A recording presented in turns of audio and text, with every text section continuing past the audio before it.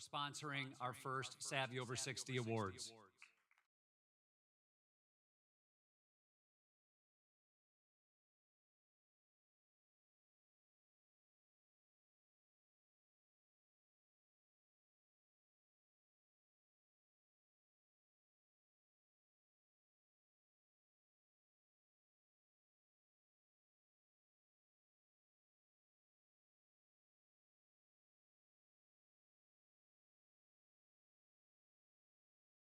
By highlighting achievements, profiling local residents and businesses, reporting government, and holding our elected officials accountable.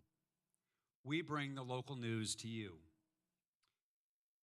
Sometimes we have to reach out to our readers to help us tell stories, and that's exactly what we did with the Savvy Over 60 Awards. We reached out to our readers to nominate people for these deserving awards, and the response was outstanding, which of course makes the selection process very difficult. I'm sure you're all looking forward to hearing about the award recipients this year for our inaugural class, and at this time I'd like to introduce your MC for today's awards program. Amy Gilligan serves as the executive editor of the Telegraph Herald and has done so since 2017.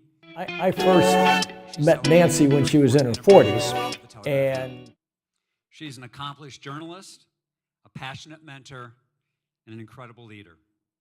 Ladies and gentlemen, please help me welcome to the stage Amy Gilligan.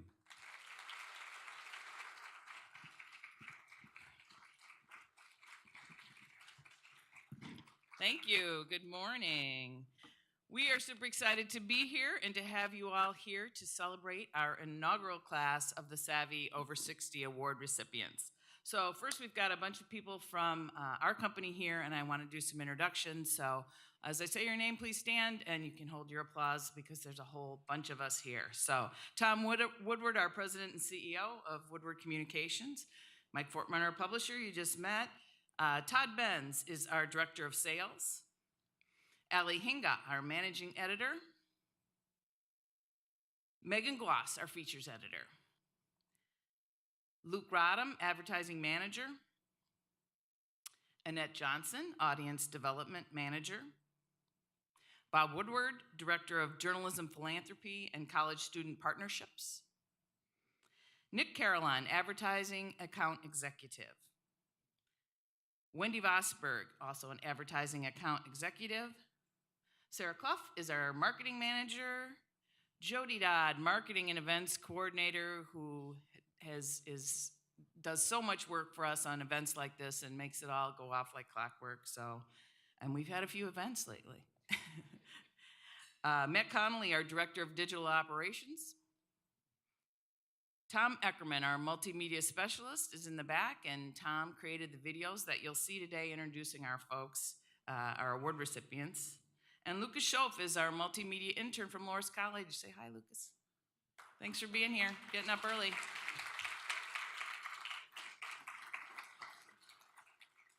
Every company and institution and organization has at some point reaped the benefits of a seasoned leader. These vital individuals are keepers of institutional knowledge who can share vast experience and decades of partnerships to better serve their organizations. We see these folks as our local sages, and we thought it was time we recognized them in our community, and those that are savvy over 60. So I'm not quite there yet, but the closer I get to 60, the better I understand and respect the sacrifices that these folks are making.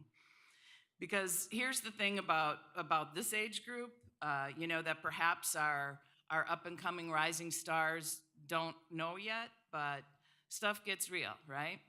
So our industries are changing, and just because you're on the later end of your career doesn't mean you get a pass on new technologies and adapting and innovating. All that's just as important as ever. Yet we're at an age where we are losing more loved ones, and we're dealing with health issues, and we've experienced career challenges and seen the world change around us.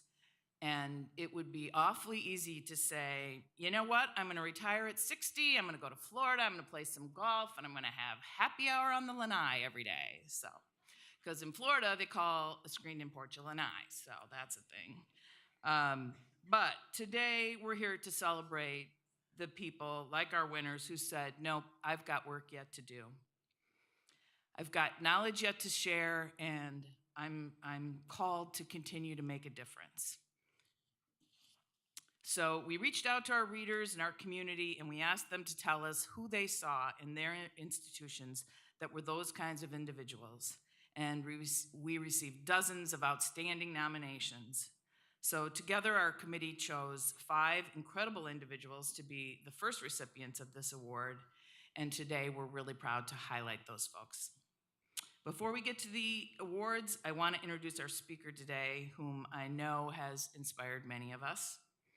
I first met Judy Wolf when I was on the hospice board, and we were planning a fundraiser, and it was a chef's dinner, and you know, we were trying to drum up items for auction and, you know, pull off this big fundraiser, and we said, we need some big guns here. Everyone's like, we need Judy Wolf. So Judy came in and helped us pull it off and just delivered, and I have admired her ever since.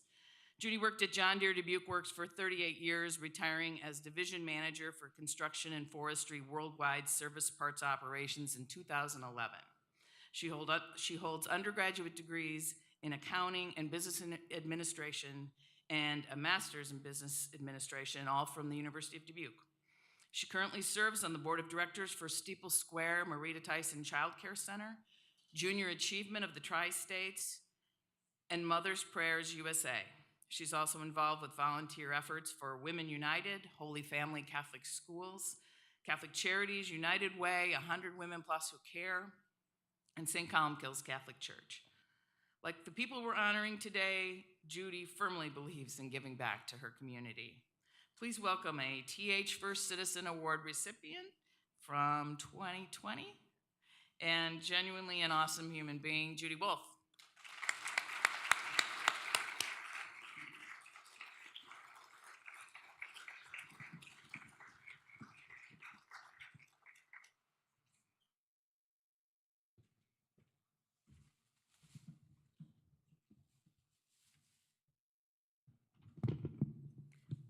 Thank you, Amy, and congratulations to the 5 award recipients who I'm pretty sure have a better story to tell than I do. As Amy said, I'm Judy Wolf, retired John Deere employee and community volunteer. I've had the opportunity to be involved in many nonprofit organizations over several decades. I'm often asked, especially since my retirement in 2011, why I do the things I do and where I get the energy to do them. Backwards. I grew up on a small farm near Garber, Iowa. For anyone wondering where that is, Garber's about 45 miles northwest of Dubuque and is barely a dot in the map.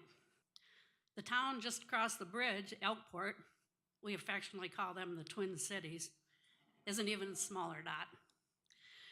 My farm day started very early, from my tween years, getting up at 5 a.m. or so to help milk and feed cows. From that and other household and farm chores, I used to bake pies and cakes every Saturday morning for our family of 11. I quickly developed a strong work ethic, which has served me well in working years and beyond. I'm also very passionate about the causes in which I am involved and very determined to succeed in whatever I undertake. My involvement in community also dates back to my childhood. My mother was a very dedicated Catholic, and I followed her example. Therefore, my first acts of community service involved teaching CCD classes every Saturday morning all through high school, serving meals for visiting priests, and cleaning the church. I wasn't fond of those assignments at that time, but I now realize they were a good introduction to community service. Forward to my adult life, when I moved to Dubuque, where my mother had grown up, right after high school. Settling in with 3 of my older sisters, I landed a job within 2 weeks at Rainier Piano and Organ Company as secretary bookkeeper. I'd always planned to go to college, work a while, save some money. Didn't work that way. Instead, I met a charming gentleman when I was just 18 years old and married him when I was 19. 54 years ago, we said I do, and he is here with me today, actually celebrating our anniversary.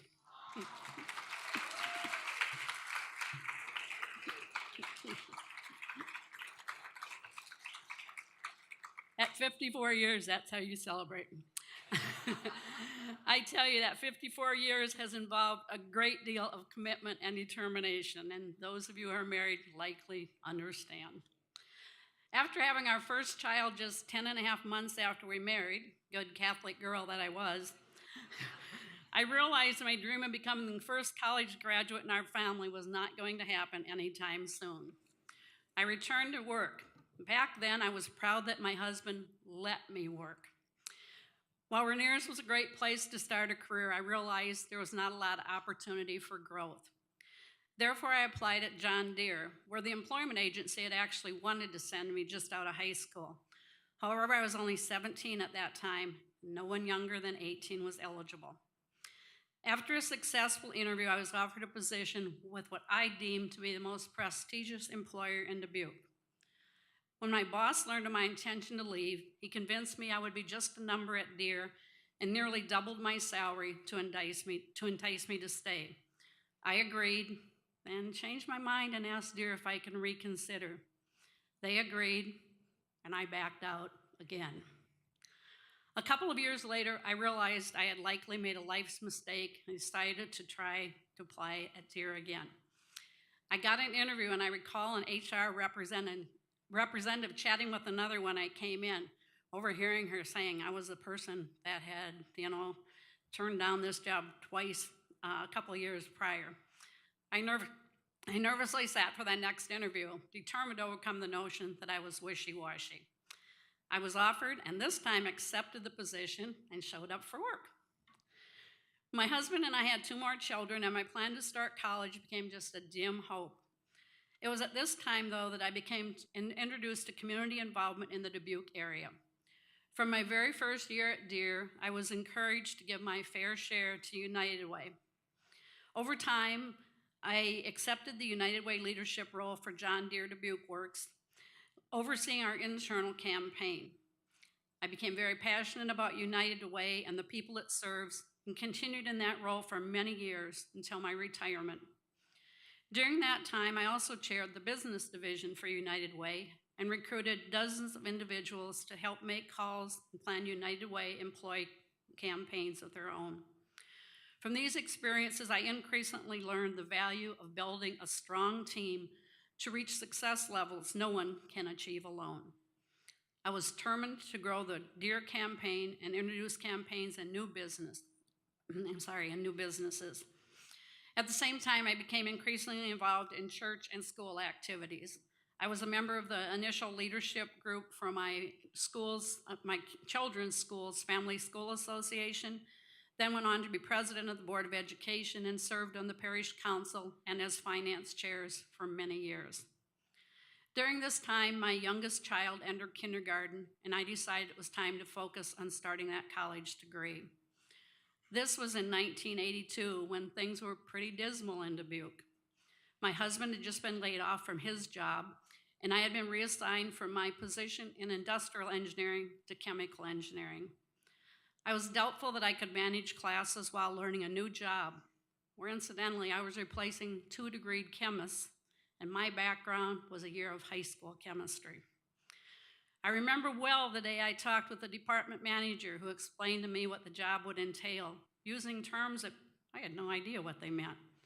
I kept my cool, then left the meeting to refresh myself on terms like titrations, and introduced myself to chemical analysis of everything from steel to wastewater. What a learning and growth experience. Nonetheless, I did decide to visit the UD campus to explore opportunities and ended up staying to attend my first class that very evening. Adjusting to a new and challenging work environment, imagine how excited those losing their jobs were to train me, while pursuing a degree was a bit haunting, but I was determined to make it work.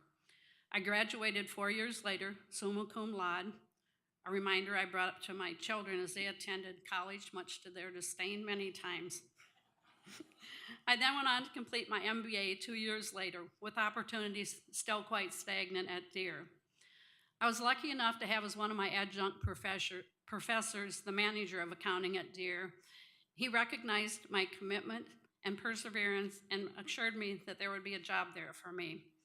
I patiently waited, and just a few months later, when Deere offered an early quit opportunity and one of the accountants left, I moved to that arena.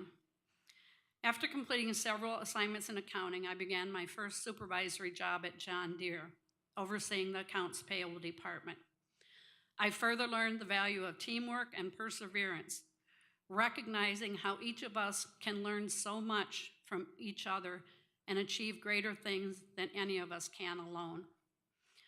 I advanced through a few more assignments at John Deere Dubuque, then made the difficult decision to accept an opportunity at an acquisition in the Chicago area. My children are now out of college, but my husband was still working in Dubuque and not fond of the idea. This made for some difficult conversations about establishing two households, but I knew in order to continue to advance, this was an opportunity I could not turn down. Talk about determination and perseverance. The president of the acquired company was not friendly to Deere Help and let me know the first day there he would rather I was not. He added that he could be pretty blunt. I abandoned my usual strength that night and cried into the pillow at my hotel room.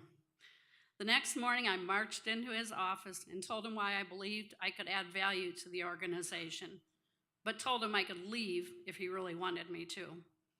With my hand on the doorknob, I still remember that, I added, by the way, I can be pretty blunt to him. He grinned as I left and quickly became my biggest advocate. I had gone there as purchasing manager, and when our controller left for a different job, he lobbied for me to assume that position, even though the president of our division had handpicked a different person. I got the job. I'm also proud that while I was at Value Part, I was able to launch a first ever United Way campaign with participation from virtually everyone at our corporate office. I stayed on at Value Part for a short time after Deere sold the company to an Italian firm, assuming the position of CFO. I became responsible for establishing an internal human resources, IT, and accounting department, which included securing employee benefits for the new organization. The challenge was real, but the job was the most rewarding of my career. Perseverance paid off. I went from there to another affiliate in the Quad Cities, serving as finance director for about a year and a half. This was another organization where the president, not a Deere employee, was not especially enamored with Deere Help, and the controllers from the various regions often overlooked Deere requirements. I was criticized for not providing enough leeway to those individuals, most of whom were terminated for noncompliance at some time. It was another good time, though, to test my commitment and perseverance. I returned in 2005, now back in the supply management arena from which I retired. At this time, I also returned to the Junior Achievement Board of Directors, on which I still serve today. My initial involvement with Junior Achievement was way back in the 1970s when I served as an advisor for the evening program. Some of you might be familiar with that. High school kids came to a center where they manufactured or assembled various products, with advisors overseeing their work and driving them to neighborhoods to sell their goods. I taught junior achievement at Wahlert Catholic High School, filling in one day a week for the business instructor. When the evening program disbanded, I began to teach JA classes in grade and middle school. My most worrisome first-time class was a first grade one, where I could not imagine how I could bring financial concepts to such young kids. To be sure they remembered the class, even if they forgot about wants and needs, I brought $1 million candy bars for each student in the last session. That's a practice I continue today. To be sure they say good things about me. Did I mention that I'm also very competitive? I continue to value education, and JA provides an opportunity for students at a young age to be introduced to financial literacy. I like to help out in time of needs. That's meant serving as interim president and CEO of United Way and finance director for that same organization. It's also meant temporarily serving as development director for Junior Achievement. I'm grateful to have been able to provide direction while being better able to understand the challenges of nonprofits. Perhaps my strongest passion has been for Steeple Square. I retired early from John Deere to watch my 3 young grandchildren in the Chicago area a couple days a week. When they all went off to school, I felt a void. I was still involved with several Dubuque nonprofits when the folks at Steeple Square asked me to fill the void by doing a little finance work. That bit of finance work, with the encouragement of my newfound friend, Sister Helen Huey, turned into a de facto executive director position, which I started with in early 2017 and continued today. I also pull weeds, vacuum floors, and clean bathrooms as needed, and have developed a deeper appreciation for the many hats that nonprofit leaders wear. I love finding solutions to challenging situations and seeing projects come to fruition. At Steeple Square, from acquiring donations to completing construction to introducing programming and beyond, I'm proud to have been intimately involved every step of the way. I was especially determined to launch a child care center on schedule and with special benefit to low-income families. When our planned operational partnership with another organization did not work out, I led efforts to internally develop staff and programming. From my management experiences at Deere and other nonprofit organizations, I knew it would take a focused effort to get this done and that the entire board would have to be on board. I did not want to disappoint the donors with any delays. We were able to hire a child care director and initial staff to open in the fall of 2019. Done, right? No, only just beginning. Little did I know how many staff would call in last minute, risking having to close rooms to remain in ratio. I recruited volunteers that could assist in times of need and took classes myself so I could help in the classrooms. I quickly began to realize the lack of pay and appreciation for child care workers, often the backbone of achieving workplace growth for the entire community. But that's a topic for another time. Just as I thought we were beginning to run like a well-oiled machine, COVID snuck in. Our worried director wanted to shut down. I wanted to stay open, recognizing that many people relied on our center and they still needed to go to work. We persevered and were able to stay open throughout the pandemic. Finishing construction of our event and educational centers also became worrisome, with some contractors unwilling to work through part of the pandemic. With great support from our construction management team at Gronin and involvement from a dedicated board, we were able to complete construction on schedule. A just-in-time achievement with classes scheduled to start in partnership with NICC just days after the final work was completed. My leadership success at Steeple Square and in other nonprofit organizations draws on the leadership skills I acquired at Deere. I learned from and with the people to whom I'm reported and those who reported to me. I know how important it is to get buy-in from all constituents, also recognizing there are times where tough decisions will not be liked by all. My life's journey has provided me many opportunities to serve. I am grateful for those opportunities and hope to be able to continue to support our community for many years to come. My rewards are immeasurable. Plaques and awards are appreciated, but more important are a hug from a first grader as I enter the classroom to teach JA. A picture of a child I mentor with an inscription saying, "To the world you may be one person, but to me you are the world." A profound thank you from the desperate person stopping at the United Way office needing a bus ticket to get home when I dropped her off at the bus terminal with that ticket. A bright smile from a child at Marita Tyson Child Care Center when she reaches her arms to me. The list goes on. Family is extremely important to me, so perhaps the best reward of all is a message my oldest child posted when I received the Telegraph Herald First Citizen Award for 2020. Dear Mom, congratulations on being named the Telegraph Herald's First Citizen of 2020. You have always been an inspiration to me and everyone in the family. Whenever I'm unsure I can accomplish something, I think about how you concurrently worked full-time at John Deere, went to college full-time with incredible success, and raised us 3 kids, all while being active in our school, church, and community. and I realize I have no room for excuses. Whenever I need advice, you're the first person I call to get the wisdom I need to help make big decisions. And whenever I devise my next crazy plan, I can always count on your support, even if it's a path you may not totally understand. On top of that, you're quite simply the most generous person I know. I'm sure you carry these same strengths into the causes that you care so much about, and I'm glad that the community recognizes in you what your family has always seen. Sending all my love on this special occasion. If my children and grandchildren continue to demonstrate compassion for others and commitment to family and community, that's the best legacy I can ask for. Thank you for letting me share my story. I know that those in this room likely already understand the importance of determination, perseverance, and teamwork that you have achieved at high levels. But I still hope I left you with something to take home inspirationally.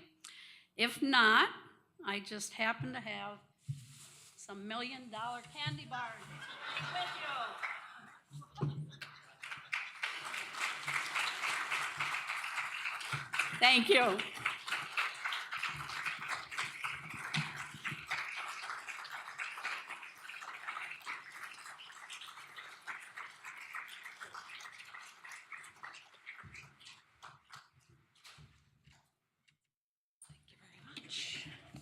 Okay, so they go quickly. Thank you, Judy. That was terrific. Quite a story, right? Quite an inspiring example. Thank you so much. All right, so we're going to get to our award winners. So what we're going to do here, I will announce the person's name, and we've got videos created by Tom Eckerman that will show, and then you can come up and get your award and say a few words to the folks here today. So our first Savvy Over 60 award recipient is Sue Nepper of Cascade Community Schools Food Service. There was no dance team in Cascade. She created that. I wanted to do it. We did not have a team in Cascade, and she volunteered her time in the early years to create a dance program in Cascade. So other dance teams, of course, were curious about that. They'd ask her about uniforms, costuming, etc.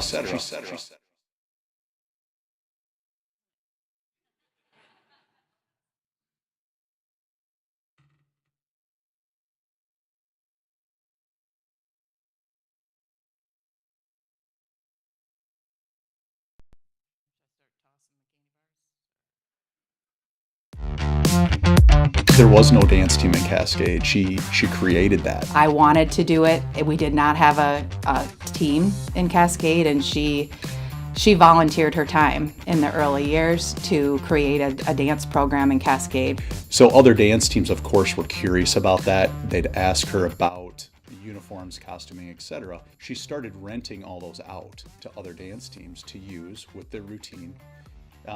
Use that money then to purchase additional and to fund additional projects. Being part of the teams that she's coached, that's carried me through a lot of my adulthood. A lot of schools started emulating the Cascade dance program because of the things Mom was doing. It's definitely a legacy that she has built with that program. And my daughters now are on the team. The kitchen at Cascade, she saw that and saw possibilities. Hey, this is how it could be, so created a new plan. The lunchroom has a board that is just jam-packed full of clippings from Telegraph Herald or from the Cascade Pioneer. By the end of the year, it's overflowing with successes of the students. The one thing that she's always come back to, and I think that's driven her more than anything, is her family.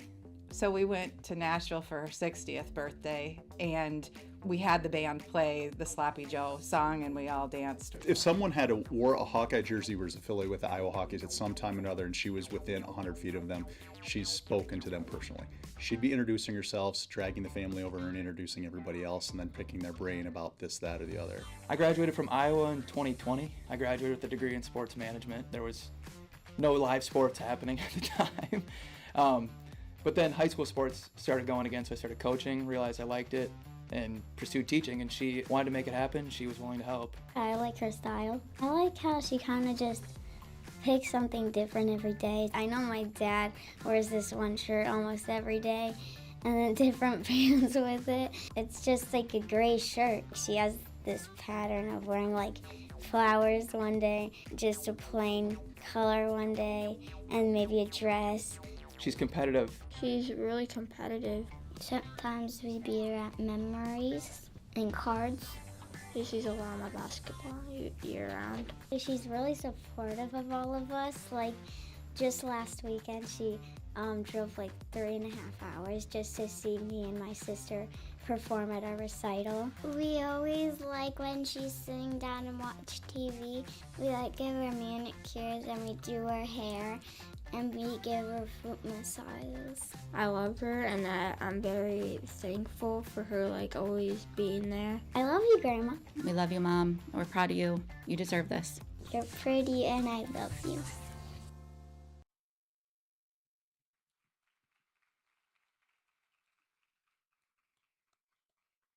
Those are some of the best grandchildren I've ever seen, so congratulations to Sue Nepper.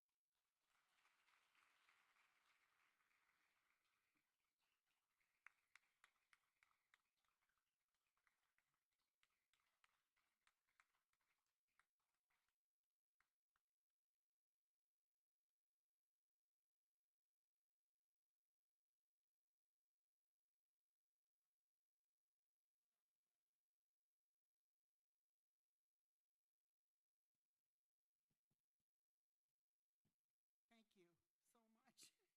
I did not expect that. That was a surprise.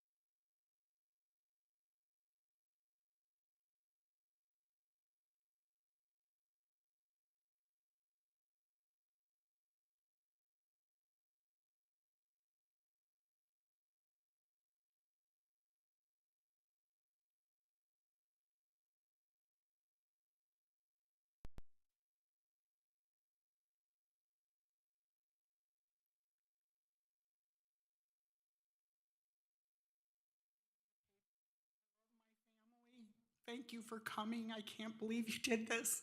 I really appreciate it. Thank you all. Thank you.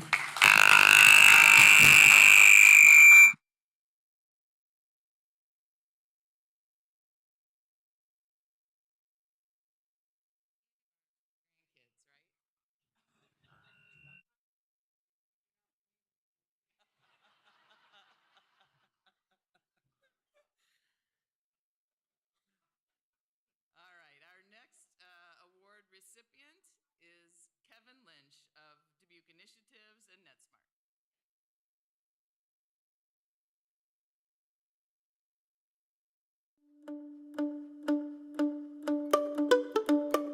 First or second day, I thought I'd go over and meet Keith, and walked in over at his office and introduced myself, and he gave me this quizzical look. He goes, I didn't know they were looking for a new general manager. And so it was a little bit of an awkward situation. He's friendly, he's outgoing, he's talking.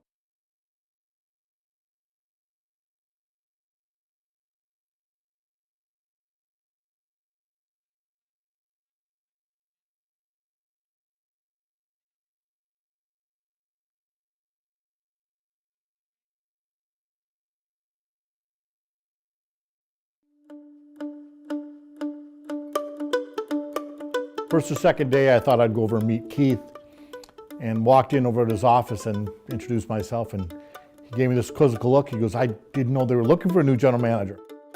And so it was a little bit of an awkward situation. He's friendly, he's outgoing, he's talkative, he's a pretty good storyteller. You know, the rising tide carries all boats, and I think Keith lives by that. Part of it, I think, is Midwestern growth, and he's got some little farmer in him, so it makes him a sincere man. If you are lucky at picking the right kind of people like Keith has done, Julie and Taylor, and they're great assets. They've been there for like 20 plus years. And now they all breed and carry the idea of let's drive tourism for the area. He sees things that celebrate your uniqueness. You know, there's only one Mississippi River. There's only one Field of Dreams. And Keith always talks about those, that we have to celebrate those one-of-a-kind or those uniquenesses that we have to the area. And he's passionate about those things. He celebrated the Mississippi River with the Great River Festival, and he's been behind kind of the work that's taking place with the new Schmidt Island development. He built the Team of Dreams, which is bringing retired Major League Baseball players to the community, and then the baseball fans would come out for seeing them play, meeting them, getting autographs. He traveled the world with the Ghost players and saw the greatest opportunity that come from that. Obviously, with the new field stadium being built, he's an integral part of that. Teams that are associated with the tournaments that take place at Field of Dreams are now staying in 3 different counties. So they're going all the way into Wisconsin. So that kind of idea is what's good for you will be good for everyone. Congratulations, Keith. It's been a pleasure and a true treasure to have gotten to know you on the professional side, on the personal side, and congratulations on Savvy Over 60.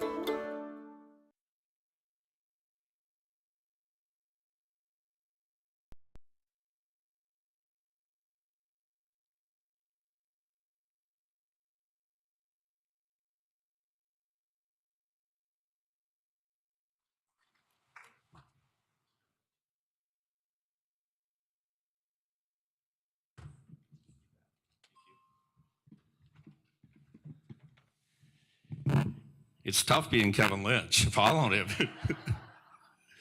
I just want to thank the Telegraph Herald once again. I know, it's when Jody called me up and back in April, and she said, "Hey, you were nominated, and then you've been awarded to be Savvy Over 60." I started laughing. I said, "I've been called a lot of things in my career, Savvy. I don't know if it's one of them." I actually had to look it up real quick on my phone what it meant. So. But it's a privilege to be on stage with these other recipients that won. I worked with a few of you guys throughout the last 25 years, and it is quite an honor. And I also like to thank the Telegraph Herald. I worked with you guys a long time, 35 some years. The dedication, what you've done for this community throughout your sponsorship, your support and such, allows us to be able to do all the amazing things that we've done throughout the years. I talked to some of you when I came in. It struck me driving in here today. It's almost 20 years ago today that we did the Grand Excursion right here in the port, which was one of the major significant events that really kicked off Dubuque as a viable destination for tourism.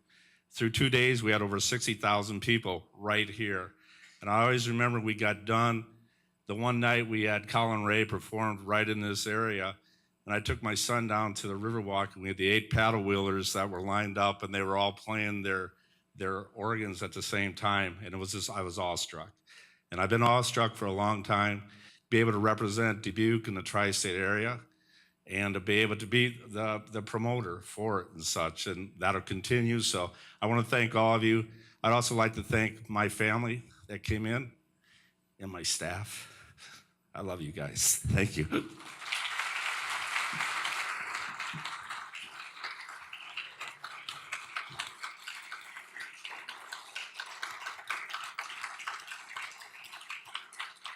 I remember that Grand Excursion. You're the visionary for travel and tourism, because I remember thinking we're really gonna relive the journey of Millard Fillmore, and that's gonna draw a lot of people. But what do you know? It did. So you were right. Our next winner is Sue Rydell of Bell Tower Theater.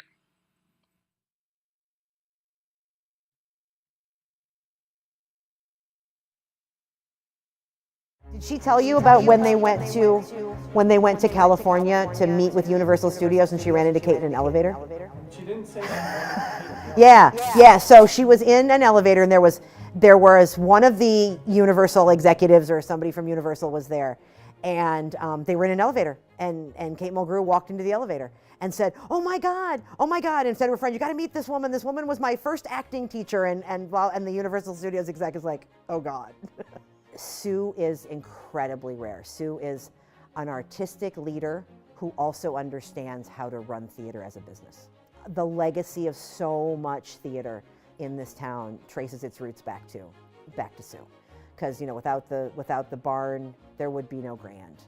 And even like the Rising Star Theater Company, that model, which is similar to our kids program, that's based on what Sue did at the barn back in the 70s.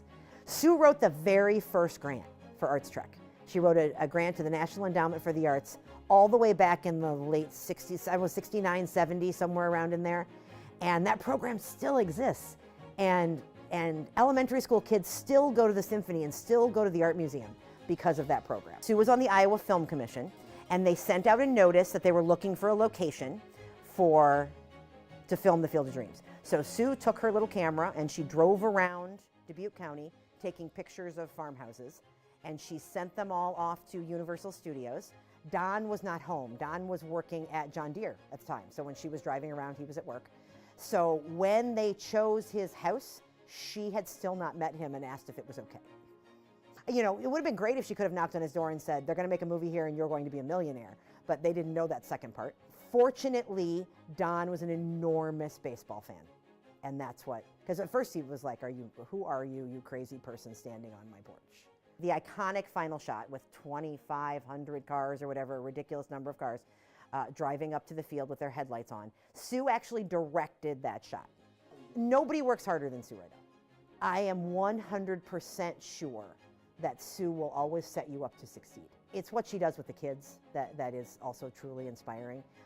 Watching her, even at 78 years old, playing with the kindergartners and first graders and making them feel special and making them enjoy the thing that she loves more than anything, which is theater.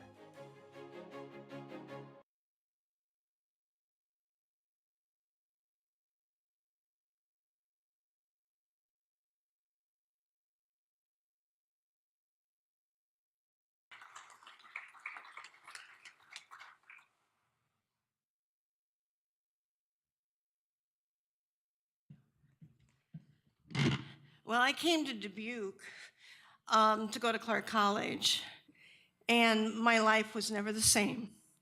When I was at Clark, I got to be on a USO tour and traveled halfway around the world. I went to work for Dick Slattery at the Department of Recreation, and he hired me right out of college. And he said, I'll give you a desk, I'll pay your salary. When you go too far, I'll let you know.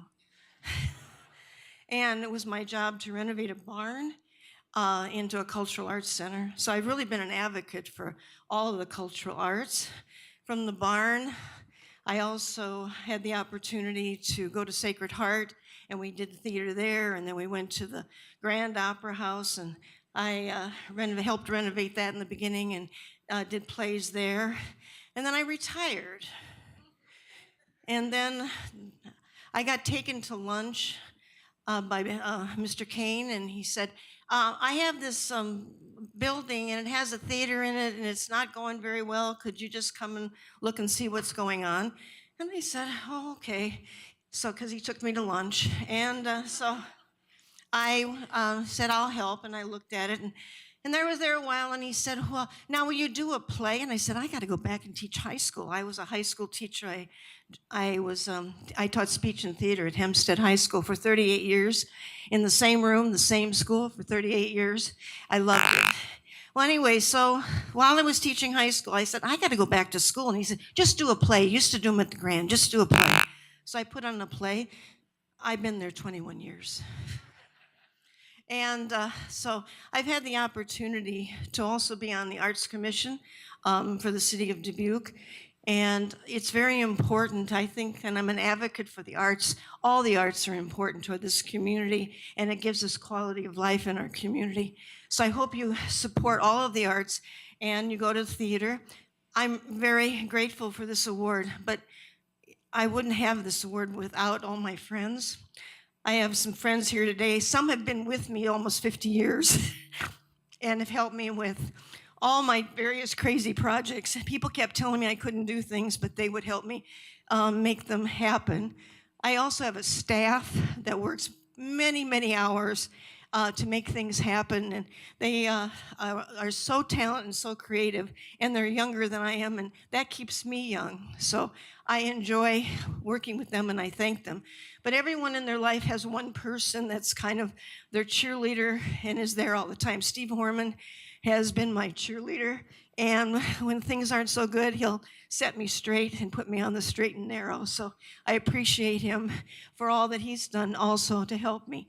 So thank you very much, and thank you to all the people that have worked with me. And I love Dubuque, and I love the community, and I also am thankful to all those people in the community that have worked with me and that come to my shows. Thank you.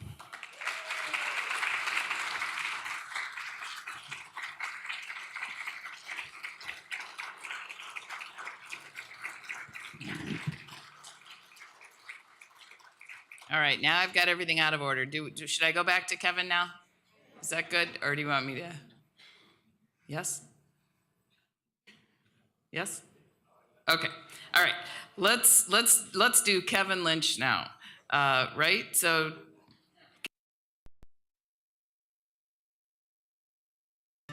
the development of Chaplain Schmidt Island. That was an idea that he had many years ago that he brought forward, and now it's happening. With Chaplain Schmidt Island, there are multiple pieces that go into the development. Fund it, build it, promote it, eventually enjoy it. He sees the big picture, and he's in the thick of it right now. And I know that makes him happy because it's been a long time dream of his to be part of that. At a board level, kind of flies under the radar. Very active, most recently with Dubuque Initiatives and the Dubuque Racing Association. You know, there were people who came before him. He kind of stood on their shoulders. At Unity Point Finley, you know, there were board members and board chairs before him who helped see the vision of building a brand new wing for cardiac care. He could be that person that someone else could stand on his shoulders. Kevin displays a great sense of work ethic, and he'll stay with something for a long time. He won't quit when the going gets tough. And Kevin can be tough. Kevin would say, don't take any crap off of anybody. Only I probably would have said it, he would have said a different word that we would have to bleep out. He knows how to bring people together from all different walks of life who can bring components in to make something work, to fit things together, fit people together to make for success.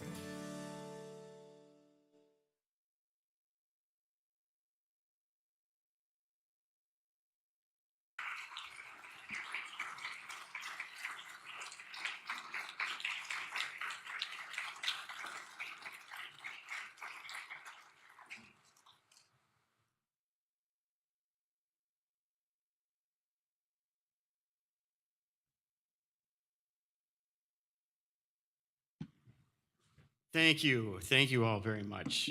This is quite an honor, and I just want to lead off by telling you that no fewer than 5 of you just this morning have told me to keep it short and sweet, so that is what I will do. I know that you probably are all thinking that I'm still back on the city council and going to talk for a long time. I'm not going to do that, I promise. And for you younger people in the room, this is where the over 60 part kicks in. So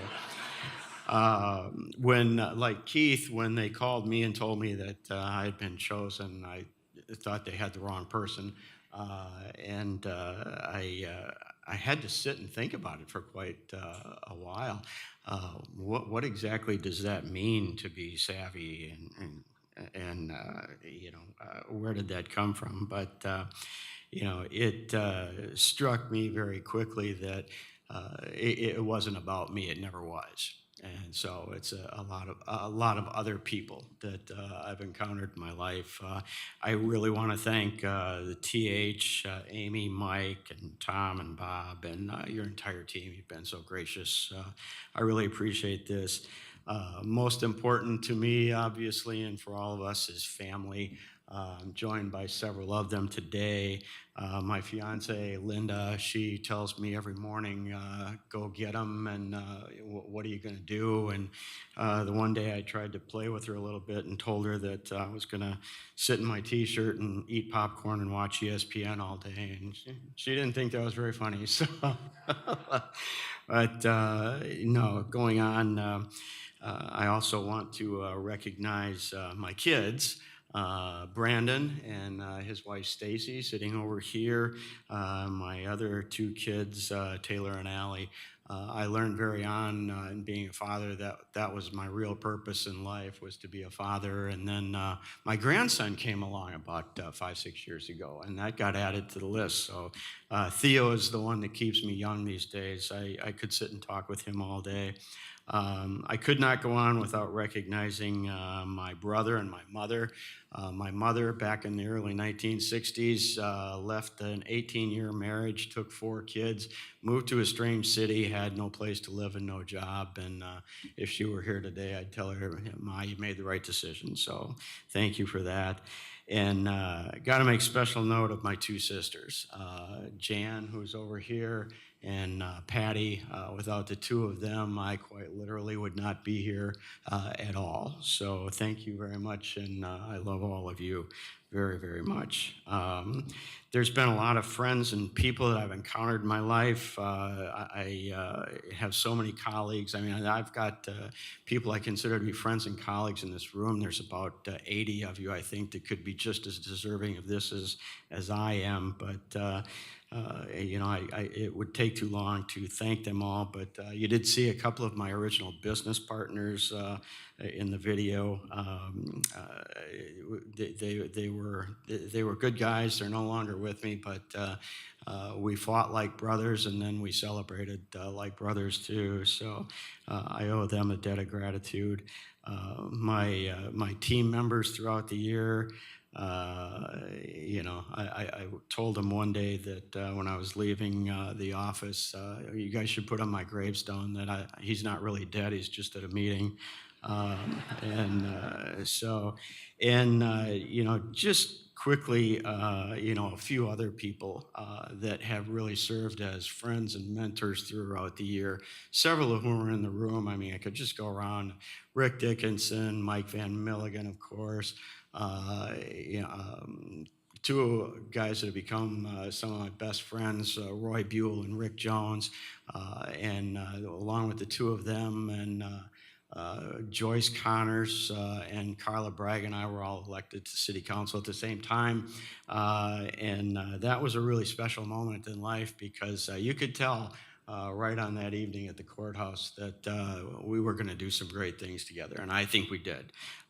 So it has been a fun ride. You know, really am still kind of in shock a little bit to be mentioned in the same sentence with Sue and Keith and Nancy is an honor all by itself. So thank you all. If there is any level of savvy in me, it's because you folks all made me that way. So thank you very much.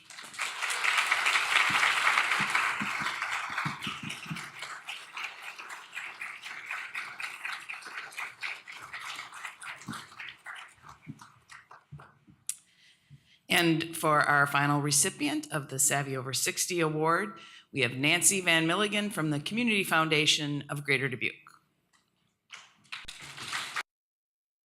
I first met Nancy when she was in her 40s, and she had the wisdom of a 60-year-old. She came to us with philanthropy experience from being a development director at Clark. She just pressed all the right buttons and impressed us. Over 20 years later, and she's still our first and only CEO. You know, there have been ups and downs. There are tough years, bad years, you know, things that happen in the community, things that happen, you know, in-house, that it would be easy to say, okay, I'm done. I don't need this. But when you have a passion for that work, add that to, you know, your hard work, your drive, your integrity, your willingness to take chances and trust people and work with people and collaborate with people, share the wealth, share the accolades. I think it makes it much easier. I don't think you could stay in a position like this if you didn't have that passion. The one thing about nonprofit work is when you are immersed in it and you're believing in the mission, it's easy to want to get involved in a deeper way in the community.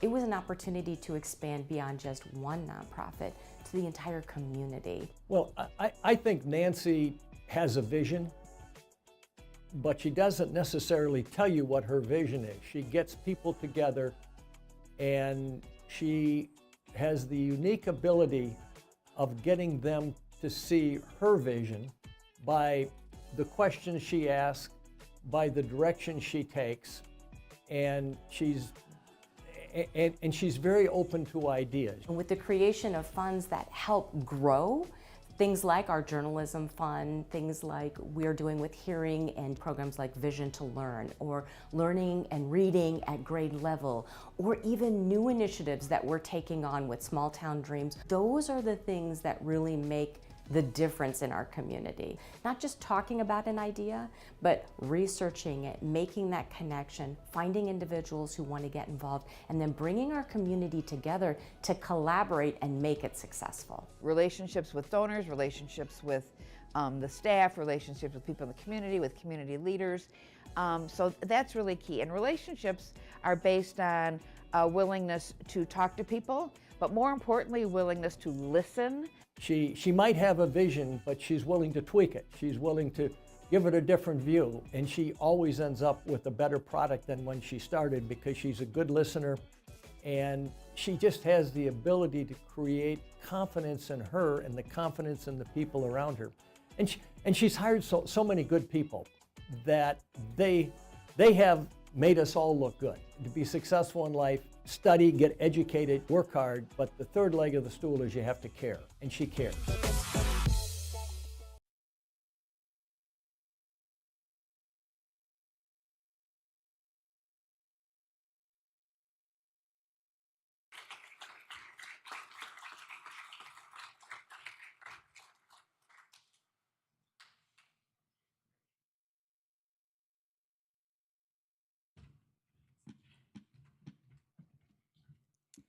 Well, thank you. That's very humbling. And John and Chris and Bobby, thanks for those kind words.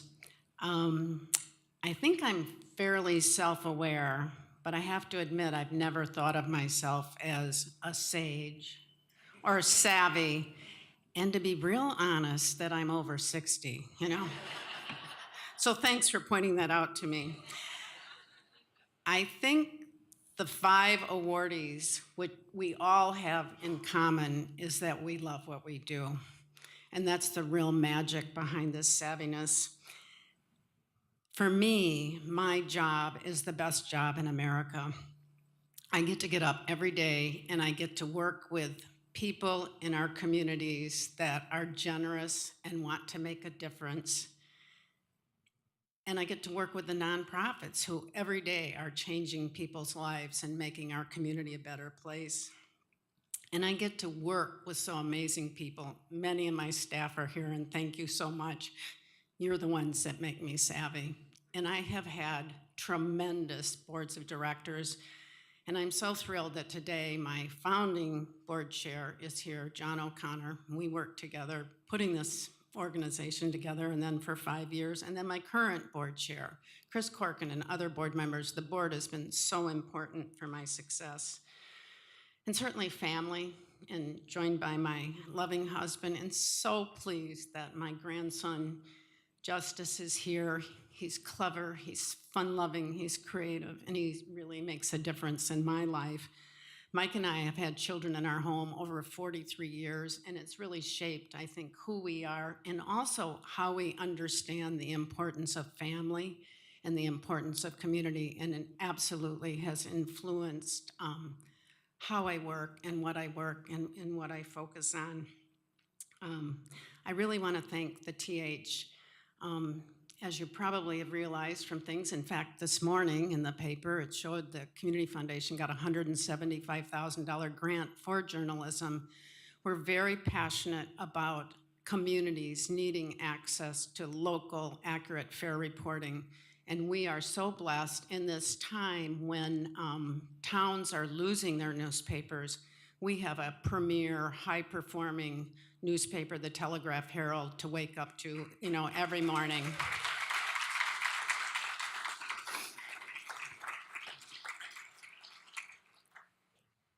And what you really do, I think, is create that informed and engaged and connected community, which is what all of us, the awardees and all of us in this room, need to be successful. So thanks to all of you. Thanks for being here and for all that you do for our community and for me.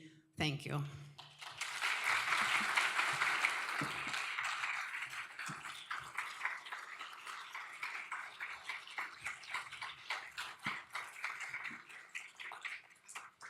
Candy bar for justice.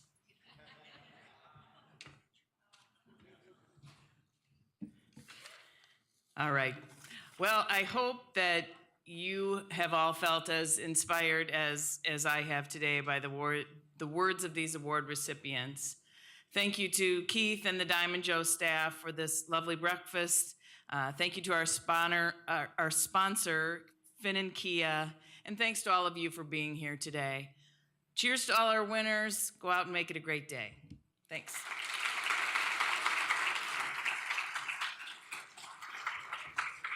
And grab a candy bar.